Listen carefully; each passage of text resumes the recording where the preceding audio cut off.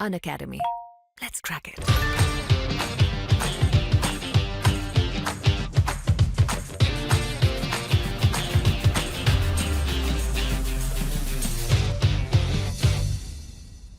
चलिए दोस्तों, आज की क्लास में हम देखने वाले हैं एक नया टॉपिक जिसका नाम है ई कॉमर्स। और ई कॉमर्स आपको काम आने वाला है कहाँ पे? एमपीपीएससी के अंतर्गत आप देख सकते हैं प्रीलिम्स जो है, प्रीलिम्स के अंतर्गत 9 नंबर का जो चैप्टर है उसमें आपको ई गवर्नेंस, ई कॉमर्स और बहुत सारे टॉपिक ऐसे दिए गए हैं जो कि कंप्यूटर टेक्नोलॉजी से रिलेटेड हैं।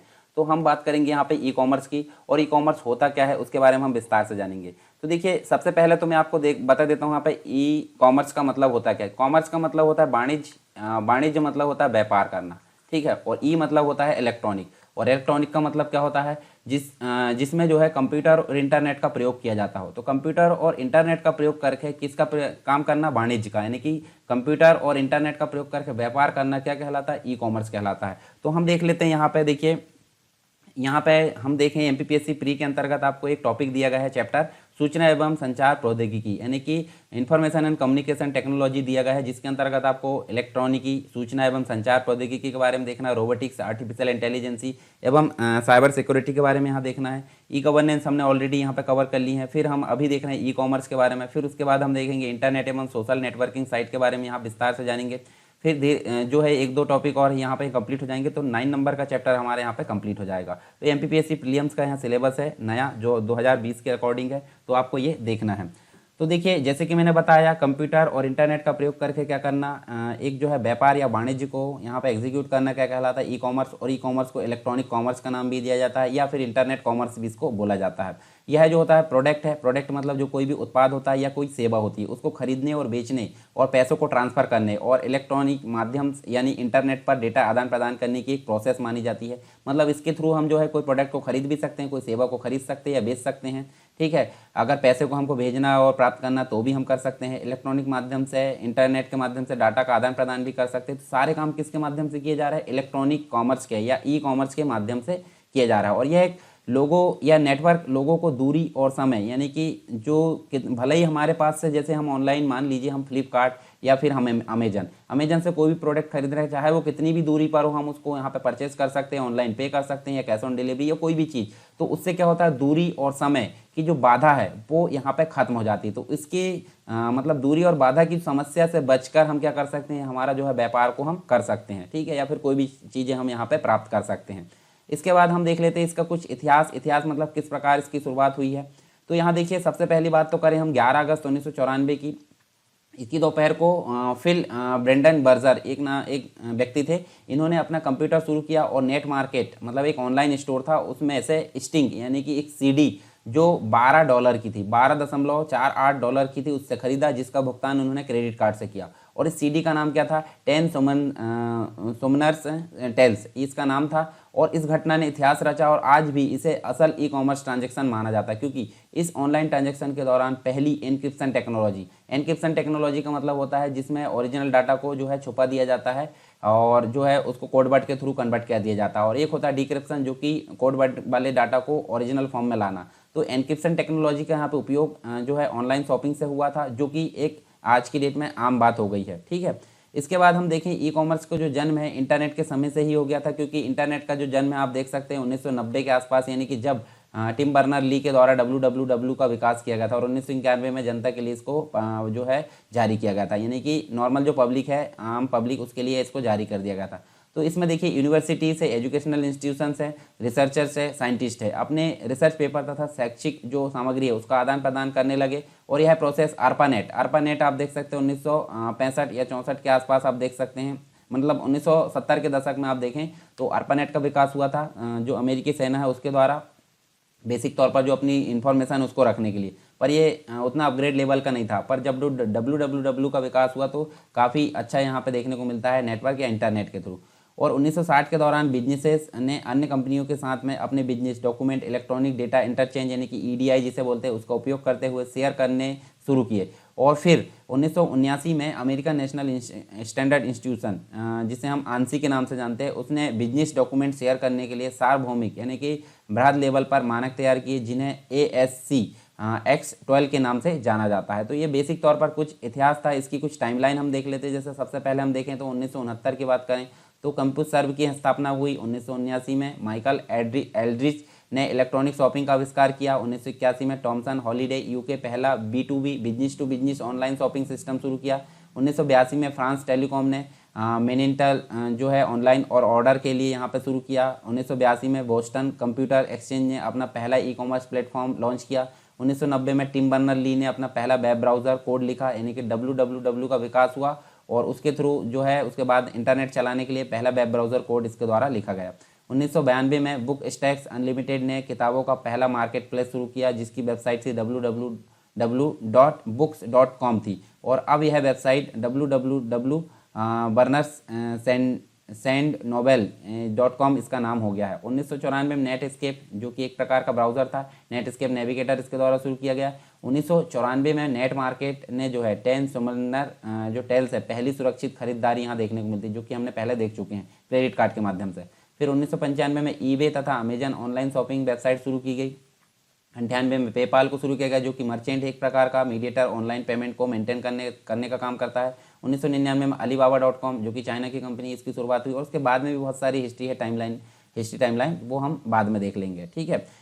अनअकैडमी आपके लेकर आया है बहुत ही आकर्षक फ्री प्लान, जो कि एमपीपीएससी और व्यापम के एग्जाम से संबंधित है। यदि आप फ्री प्लान लेना चाहते हैं तो आपको यहाँ पे मिलेगा 500 से ज्यादा free live classes every week, और डाउट क्लियरिंग सेशन भी आपको दिया जा रहा है। वीकली फ्री मॉक टेस्ट यहाँ पे चल रहा है, फ्री लाइव क्विज यहाँ पे चलती है, 20 से ज्यादा क्वेश्चन यहाँ पे हर सब्जेक्ट को मिलाकर होता है। Daily T20 free live quiz यहाँ पे चलती है, 20 क्वेश्चन होते हैं, 20 मिनट में आपको इसका आंसर देने होते हैं, और 8 PM पे ये सीरीज चलती है और 8:30 बजे इसका एनालिसिस कराया जाता है टॉप एजुकेटर्स के द्वारा। इसका फायदा लेने के लिए आपको क्या करना है, इसका फायदा लेने आपको डाउनलोड करना है सिंपली अनअकैडमी लर्निंग ऐप। यहाँ पे एमपीपीएससी से संबंधित कोर्स यूज कीजिए, एमपीपीएससी आपका गोल सेलेक्ट कीजिए, और यहाँ पे सरकार 10 आपको प्रोमो कोड यूज करना है इस प्लान को अनलॉक करने के लिए। याद रहे, सरकार 10 प्रोमो कोड यूज करने के बाद ही आप फ्री प्लान को अनलॉक कर सकते हैं। और यदि आप प्लस बैचेस के साथ जाना चाहते हैं अपनी ऑल राउंड प्रिपरेशन के लिए, तो यहाँ पे विभिन्न प्रकार के बैचेस चल रहे हैं। प्रीलिम्स के यहाँ पे अल्टीमेट 60 डेज का क्रैश कोर्स यहाँ पे चल रहा है, संपूर्ण ज्ञान, जो कि यदि आप रिवीजन कर रहे हैं तो इसके लिए आपके लिए आवश्यक है। और यदि आप संकल्प एमपीपीएससी 2020 में जुड़ रहे हैं तो इसके लिए आपको डाउट क्लियरिंग सेशन यहाँ पे एक्स्ट्रा मिलेंगे, और वीकली 12 सेशन यहाँ पे सब्जेक्ट वाइज लग रहे हैं यदि आप ऑलरेडी रिवीजन कर रहे हैं तो। मेगा बैच स्टार्टिंग सून है यहाँ पे, और एमपीपीएससी की तैयारी आप शुरू से करना चाहते हैं तो 10 महीने का फाउंडेशन बैच यहाँ पे शुरू हो रहा है। यहाँ पे टेस्ट सीरीज वगैरह भी चलेगी। स्वप्न पूर्ति बैच उन लोगों के लिए है जो यहाँ पे 2019 का प्रीलिम्स क्वालिफाई किए हैं और अपने सपनों को साकार करके एमपीपीएससी की जो मुख्य परीक्षा है उसमें उत्तीर्ण होना चाहते हैं। इसमें साथ ही साथ आपको उत्तर लेखन का अभ्यास कराया जाएगा टॉप एजुकेटर्स के द्वारा। आप इन टॉप एजुकेटर्स द्वारा आप पढ़ सकते हैं, आप देख सकते हैं। और इस सब्सक्रिप्शन को प्राप्त करने के लिए आपको अनअकैडमी के लर्निंग ऐप में जाकर एमपीपीएससी और अपने संबंधित गोल में प्लस कोर्स में जाना है, और यहाँ पे गेट सब्सक्रिप्शन ऑप्शन में क्लिक करके आपको इस प्रकार की विंडो यहाँ पे दिखेगी, और आप यहाँ पे अपने अनुसार यहाँ पे जो प्लान है वो ले सकते हैं। और याद रहे, सरकार 10 प्रोमो कोड यूज करने के पर आपको 10% का डिस्काउंट मिल जाएगा। और देर किस बात की, download Unacademy app now to let's crack MP and exams. अब बात करते हैं हम यहाँ पे बात करते हैं हम जो आपके मॉडल्स है। मॉडल्स मतलब ई कॉमर्स या इलेक्ट्रॉनिक कॉमर्स को मेंटेन करने के लिए इलेक्ट्रॉनिक कॉमर्स किस किस मॉडल को यहाँ फॉलो करता है, कौन कौन से मॉडल इसके अंतर्गत हो सकते हैं, उन मॉडल्स को हम देख सकते हैं। तो मॉडल्स आप देखिए यहाँ पे बिजनेस टू बिजनेस होता है, जिसे शॉर्ट में B2B बोला जाता है। बिजनेस टू कंज्यूमर होता है तो उसको बोला जाता है B2C। कंज्यूमर टू कंज्यूमर होता है C2C बोला जाता है। कंज्यूमर टू बिजनेस होता है तो ये इसको बोला जाता है C2B। गवर्नमेंट टू बिजनेस होता है इसको G2B बोला जाता है। बिजनेस टू गवर्नमेंट होता है इसको B2G बोला जाता है। उसके अलावा आप देखिए तो ये जो है हम देख सकते हैं यहाँ पे नेक्स्ट जो है आप देख सकते हैं consumer to government. Consumer to government की अगर बात करें तो ये C2G बोला जाता है, ठीक है। तो ये कंप्लीट रूप से हम देख सकते हैं मॉडल। तो एक एक करके हम देख लेते हैं। सबसे पहले बात करते हैं B2B की। B2B का मतलब होता है, ठीक है, B2B का मतलब क्या होता है, यह जो होता है बिजनेस टू बिजनेस का ट्रांजैक्शन होता है, यानी कि बिजनेस टू बिजनेस का ट्रांजैक्शन इसको बोला जाता है। यहाँ सिर्फ कंपनियाँ जो होती है एक दूसरे के साथ कारोबार करती हैं, यानी कि एक कंपनी दूसरी कंपनी के साथ कारोबार करती है, और इसमें फाइनल कंज्यूमर शामिल नहीं होता। तो ऑनलाइन लेन देन केवल जो है मैन्युफैक्चरिंग होलसेलर्स और रिटेलर के मध्य होता है, यानी कि जो थोक विक्रेता होते हैं, होलसेलर्स होते हैं, रिटेलर्स होते हैं, और जो उत्पादक होते हैं उनके बीच में ये ट्रांजैक्शन होता है, इसको बोला जाता है B2B, ठीक है। ई कॉमर्स जब यानी कि इलेक्ट्रॉनिक जो वाणिज्य है, इलेक्ट्रॉनिक व्यापार जब बिजनेस से बिजनेस या व्यापार के मध्य होता है तो इसे बोला जाता है कौन सा, B2B नाम का इलेक्ट्रॉनिक कॉमर्स मॉडल इसको बोला जाता है, ठीक है। दूसरा होता है बिजनेस टू कंज्यूमर, यानी कि बिजनेस टू कंज्यूमर का मतलब होता है जब यहाँ कंपनी अपने सामान या सेवाओं को सीधे उपभोक्ता यानी कंज्यूमर को बेचेगी, तो इसे बोला जाता है कौन सा, बिजनेस टू कंज्यूमर मॉडल। और उपभोक्ता जो होती है वेबसाइट ब्राउज करके, जैसे प्रोडक्ट हो गए, कोई प्रोडक्ट हो गए, कोई पिक्चर्स हो गई, रिव्यू हो गया, वो देख सकते हैं। फिर वे अपना ऑर्डर देते हैं और कंपनी सीधे उन तक माल यहाँ पे पहुँचा देती है। उदाहरण के तौर पर हम देखें तो अमेजन इसके अंतर्गत शामिल होता है, ठीक है, यहाँ अमेजन शामिल होता है। उसके अलावा हम देखें तो फ्लिपकार्ट यहाँ देखने को मिलता है, जबंग देखने को मिलता है, ये सारी चीज़ यहाँ देखने को मिलती है। इसके साथ ही हम देखें तो कंज्यूमर से कंज्यूमर भी होता है यहाँ पे। कंज्यूमर से कंज्यूमर का मतलब क्या होता है, जब ग्राहक से मतलब ग्राहक दूसरे ग्राहक से मतलब जहाँ उपभोक्ता एक दूसरे के साथ सीधे संपर्क करते हैं तो कोई भी कंपनी यहाँ पर शामिल नहीं होती और यह लोगों को अपने व्यक्तिगत सामान और कंपनी जो संपत्ति होती है उसकी सीधे इच्छुक पार्टी को बेचने में मदद करता है। आमतौर पर अगर देखें तो व्यापार किए गए सामान जो होते हैं, कार हो गए, बाइक हो गए, इलेक्ट्रॉनिक्स, जैसे हम देखें तो इसके अंतर्गत OLX देख सकते हैं या फिर हम देखें क्विकर देख सकते हैं। इन सभी मॉडल को यहाँ पे फॉलो करते हैं ये OLX और क्विकर। तो यहाँ कंज्यूमर से कंज्यूमर के बीच में कम्युनिकेशन होता है, व्यापार होता है, इसको बोलते हैं C2C। उसके बाद होता है C2B यानी कि कंज्यूमर से बिजनेस यहाँ देखने को मिलता है। तो इसके अंतर्गत अगर देखें तो ये B2C मतलब बिजनेस से कंज्यूमर का सीधा उल्टा है। यहाँ पे क्या होता है, मतलब ये वाला जो है, ये वाला मॉडल इससे सीधा ये कैसा है, उल्टा है। तो यहाँ देख सकते हैं कंज्यूमर टू बिजनेस, इसमें उपभोक्ता कंपनी को उत्पाद या सेवाएं प्रदान करता है। एक चीज़ जो अन्य बिजनेस मॉडल से C2B को अलग करती है वह है उपभोक्ता उत्पादों के लिए मूल्य बनाते हैं। और इसके अलावा यह मॉडल फ्रीलांसर जो होते हैं उनकी आवश्यकता को पूरा करता है, जो क्लाइंट द्वारा दिए गए कार्यों पर काम करते हैं। इसके अंतर्गत हम देखें तो इसके अंतर्गत हमको गूगल एडसेंस देखने को मिलता है, कमीशन जंक्शन देखने को मिलता है और अमेजन, ये सभी चीज़ें इसके अंतर्गत शामिल होती है C2B यानी कि कंज्यूमर से बिजनेस।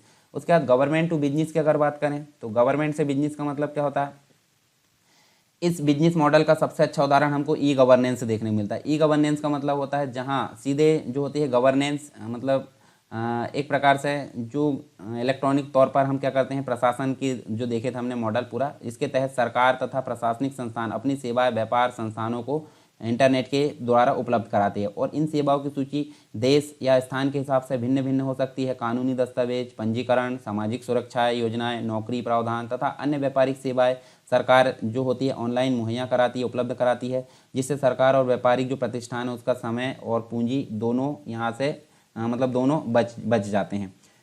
उसके बाद नेक्स्ट जो होता है business to government. Business to government यानी कि देखिए G2B का उल्टा यहाँ B2G है। और जब सरकार मतलब जो गवर्नमेंट होती है अपनी ज़रूरत का कुछ सामान अथवा सेवाएं बिजनेस से ऑनलाइन खरीदती है तो इसे B2G बोलते हैं। ई कॉमर्स मॉडल इसको कहा जाता है। उदाहरण के लिए किसी लोकल सरकारी एजेंसी को अपने अधिकार क्षेत्र में CCTV कैमरे लगवाने हैं तो वह इसके लिए किसी कैमरा स्टोर में जाकर कैमरा खरीदती है और उन्हें लगवाने का ठेका भी बिजनेस को दे देती है। तो सब कार्य जो होते हैं इसी मॉडल के अंतर्गत आते हैं। जैसे उदाहरण के तौर पर हम देखें तो वर्तमान में आपको देखिए बाबा रामदेव की जो है लोकप्रिय स्वदेशी जो कंपनी है पतंजलि ब्रांड निजी व्यापार, जो कि अपने उत्पाद भारतीय सेना यानी सरकारी संस्था को बेच रहा है और यह बिजनेस मॉडल B2G के अंतर्गत शामिल किया जाता है।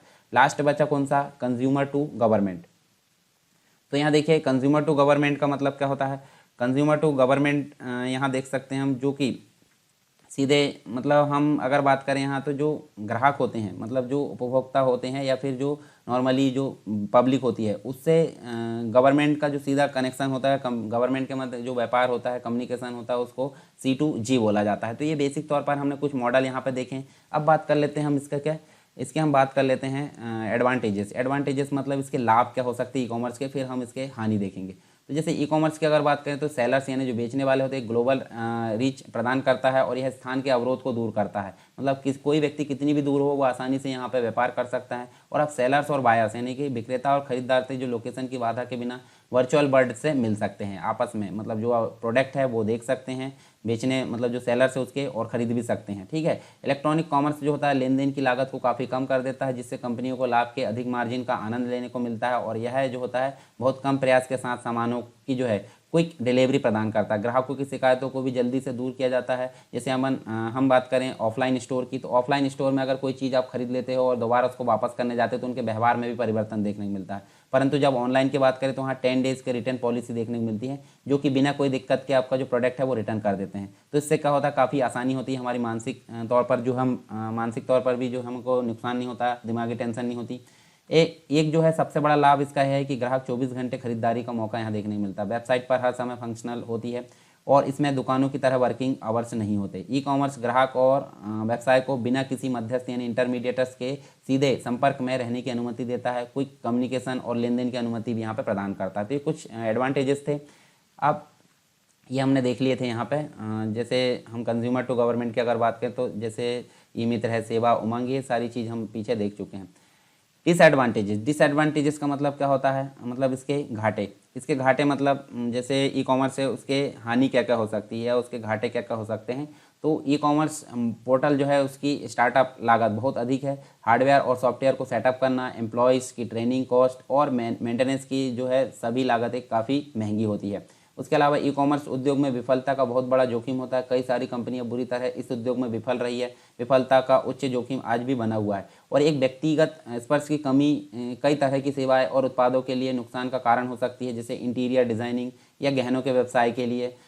सुरक्षा चिंता का दूसरा कारण है। हाल ही में अगर बात करें तो हमें कई सुरक्षा उल्लंघनों को देखा जा रहा है, और जहां ग्राहकों की जानकारी चोरी की गई, क्रेडिट कार्ड और पहचान की चोरी ग्राहकों के साथ बड़ी चिंता का विषय बना हुआ। फिर भी पूर्ति की समस्याएं भी है और ऑर्डर दिए जाने के बाद भी यहाँ शिपिंग, डिलीवरी, मिक्सअप आदि समस्याएं हो सकती है। तो इससे ग्राहकों को असंतुष्टि कभी कभी देखने को मिलती है। तो ये तो कुछ डिसएडवांटेजेस थे, परंतु फिर भी इसके काफ़ी फायदे देखने को मिलते हैं। यानी कि हर चीज़ के दो पक्ष होते हैं, एक तो लाभ और एक हानि। तो हानि इसकी कम देखने को मिलती है, फायदे अधिक देखने को मिलते हैं। फिर हमको ई कॉमर्स के कुछ प्लेटफॉर्म्स देखने को मिलते हैं, जिसके अंतर्गत आप देखिए ऑनलाइन स्टोर फ्रंट देखने को मिलता है और एक ऑनलाइन मार्केट प्लेस देखने को मिलता है। तो जैसे अगर बात करें ऑनलाइन स्टोर फ्रंट की, तो आमतौर पर अगर बात करें हम, तो मर्चेंट अपना ऑनलाइन स्टोर किसी वेबसाइट के माध्यम से बनाते हैं। ठीक है, किसी पर्टिकुलर वेबसाइट, इंस्टामोजो वगैरह हो गया और अन्य जो चीज़ें हो गई उनके थ्रू हो गया। तो यह सबसे सीधा और आसान तरीका होता है ऑनलाइन स्टोर बनाने का। और अधिकतर बिजनेस इसी तरह से अपना व्यापार कर रहे हैं, जैसे मर्चेंट शॉपिंग कार्ट हो गया, पेमेंट गेटवे हो गया, ई कॉमर्स टूल हो गया, उसका इस्तेमाल करके अपना ऑनलाइन स्टोर बना लेते हैं तथा अपना सामान और सेवाएं बेचते हैं। ऑनलाइन स्टोर फ्रंट बनाने के लिए बहुत सारे प्लेटफॉर्म उपलब्ध होते हैं। जैसे इसके अंतर्गत हम देखें तो यहाँ पे हमको मैजिंटो दिख रहा है, डेमोन बेयर दिख रहा है, ओरेकल कॉमर्स दिख रहा है, उसके अलावा सोफीफाई दिख रहा है, वू कॉमर्स से दिख रहा है, विक कॉमर्स और इंस्टामोजो। ये सभी किसके उदाहरण है? ये सभी उदाहरण है किसके? ये उदाहरण है ऑनलाइन स्टोर फ्रंट के। फिर हम देखते हैं ऑनलाइन मार्केट प्लेस। तो ऑनलाइन मार्केट प्लेस की अगर बात करें यहाँ पे, तो हमको ऑनलाइन मार्केट प्लेस एक प्रकार के बिचौलिया का काम करते हैं, यानी कि इंटरमीडिएटर्स का काम करते हैं। और ऑनलाइन मार्केट प्लेस अगर देखें तो मर्चेंट और ग्राहक के बीच में कम्युनिकेशन स्थापित करते हैं। अलग अलग मर्चेंटों को एक जगह यानी कि ऑनलाइन बाजार में उपलब्ध कराते हैं। ग्राहक का मर्चेंट से सीधा संबंध नहीं होता, बीच में मीडिएटर्स ही होते हैं। इस तरह के मार्केट प्लेस बहुत सारे उपलब्ध हैं, जिनके द्वारा आज जो है करोड़ों का जो है ई कॉमर्स व्यापार किया जा रहा है। तो हम देख सकते हैं इनके लिए हम देखें तो अमेजन देखने को मिलता है, फ्लिपकार्ट है, ईबे, स्टे देखने को मिलता है, अलीबाबा, इंडिया मार्ट्स, ये सभी हमको देखने को मिलते हैं। इसके बाद आपको एग्जाम्पल देखने मिलेंगे ई कॉमर्स के। तो ये रिटेल हो सकते हैं, होलसेलर्स हो सकते हैं, ड्रॉप शॉपिंग हो सकते हैं, क्राउड फंडिंग हो सकते हैं, सब्सक्रिप्शन हो सकते हैं, फिजिकल प्रोडक्ट हो सकते हैं, सर्विस। ये कुछ उदाहरण हैं जो कि आप देख सकते हैं। फिर हम देखते हैं भारत की बात करें तो भारत में ई कॉमर्स के कुछ मुख्य प्लेटफॉर्म है जो कि आप वर्तमान में देखें तो अमेजन है, फ्लिपकार्ट है, स्नैपडील है। ये सभी आपको भारत के अंतर्गत कुछ मुख्य प्लेटफॉर्म देखने मिलेंगे। इनके बारे में आप जानते होंगे, आप ऑनलाइन जो है शॉपिंग भी कर चुके होंगे इनमें से। ठीक है, इसके अलावा भारत में ई कॉमर्स की शुरुआत की अगर बात करें तो भारत में ई कॉमर्स की शुरुआत की बात जो है IRCTC से की जाती है, Indian railway catering and tourism corporation जो है उसके द्वारा सन 2002 में इसकी शुरुआत की गई थी, जिसके तहत एक ऑनलाइन पोर्टल निकाला गया, जिसके अंतर्गत रेल जो होती है ट्रेन की टिकट खरीदने के लिए यहाँ जानकारी उपलब्ध कराई गई। उससे संबंधित यानी बुकिंग कर्मियों जो है जो भी टिकट को बुक करते हैं उनके काम को कम करने के लिए ये काम किया गया था, प्रयास किया गया था। इसके बाद इसी मॉडल के तहत हम देखें तो 2003 में एयर डेक्कन और इंडियन एयरलाइंस, इसके द्वारा भी इस प्रकार की सुविधाएं प्रदान की गई, जिससे जो है बिना किसी कमीशन एजेंट के जो है सीधे तौर पर यात्रियों से ये जुड़ा हुआ था। इसके अलावा भविष्य की अगर बात करें ई कॉमर्स की, तो भारत में ई कॉमर्स के भविष्य की संक्षिप्त बातें तो बात देखें तो अभी इस क्षेत्र में ऐसे ऑनलाइन मंच या जो प्लेटफॉर्म होते हैं इसके लगातार वृद्धि हो रही है। जैसे विश्व में भारत का बाजार सबसे बड़ा माना जाता है और दुनिया की बड़ी कंपनियों जो है भारत की ओर जो है इसकी नज़र बनी हुई है।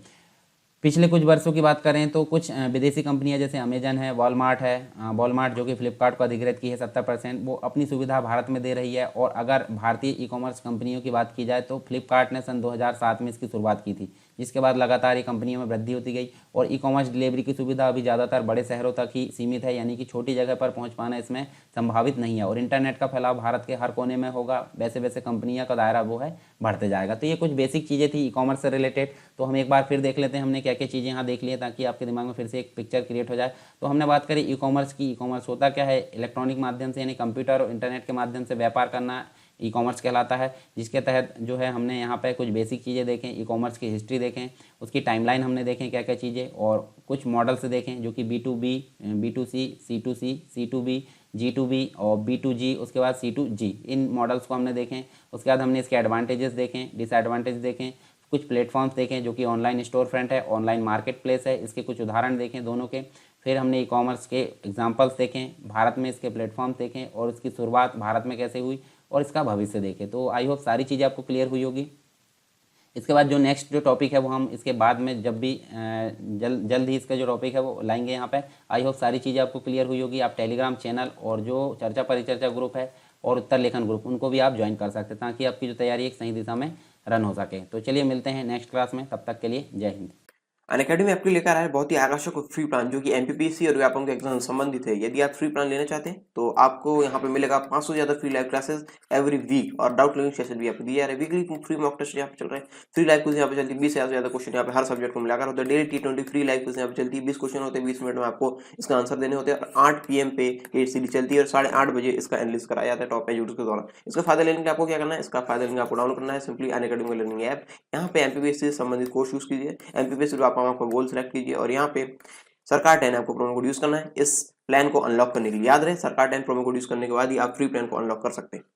और यदि आप प्लस बैचेस के साथ जाना चाहते हैं अपनी ऑलराउंड प्रिपरेशन के लिए तो यहाँ पे विभिन्न प्रकार के बैचेस चल रहे हैं। प्रीलिम्स के यहाँ पे अल्टीमेट 60 डेज का क्रैश कोर्स यहाँ पे चल रहा है, संपूर्ण ज्ञान, जो कि यदि आप रिवीजन कर रहे हैं तो इसके लिए आपके लिए आवश्यक है। और यदि आप संकल्प एमपीपीएससी 2020 में जुड़ रहे हैं तो इसके लिए आपको डाउट क्लियरिंग सेशन यहाँ पे एक्स्ट्रा मिलेंगे और वीकली 12 सेशन यहाँ पे सब्जेक्ट वाइज लग रहे हैं यदि आप ऑलरेडी रिवीजन कर रहे हैं तो। मेगा बैच स्टार्टिंग सून है यहाँ पे और एमपीपीएससी की तैयारी आप शुरू से करना चाहते हैं तो 10 महीने का फाउंडेशन बैच यहाँ पे शुरू हो रहा है। यहाँ पे टेस्ट सीरीज वगैरह भी चलेगी। स्वप्न पूर्ति बैच उन लोगों के लिए है जो यहाँ पे 2019 का प्रीलिम्स क्वालिफाई किए हैं और अपने सपनों को साकार करके एमपीपीएससी की जो मुख्य परीक्षा है उसमें उत्तीर्ण होना चाहते हैं। इसमें साथ ही साथ आपको उत्तर लेखन का अभ्यास कराया जाएगा। टॉप एजुकेटर्स के द्वारा आप इन टॉप एजुकेटर्स द्वारा आप पढ़ सकते हैं, आप देख सकते हैं। और इस सब्सक्रिप्शन को प्राप्त करने के लिए आपको अनअकैडमी के लर्निंग ऐप में जाकर एमपीपीएससी और अपने संबंधित गोल में प्लस कोर्स में जाना है और यहाँ पे गेट सब्सक्रिप्शन ऑप्शन में क्लिक करके आपको इस प्रकार की विंडो यहाँ पे दिखेगी और आप यहाँ पे अपने अनुसार यहाँ पे जो प्लान है वो ले सकते हैं। और याद रहे सरकार 10 प्रोमो कोड यूज करने के पर आपको 10% का डिस्काउंट मिल जाएगा। और देर किस बात की, download Unacademy app now to let's crack MP and weapon exams.